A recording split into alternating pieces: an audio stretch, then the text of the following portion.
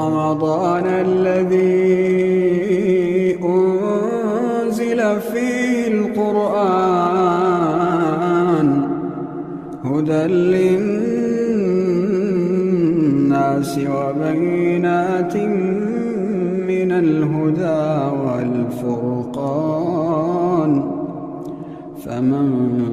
شهد منكم الشهر فليصمه ومن كان مريضا أو على سفر فعدة من أيام أخر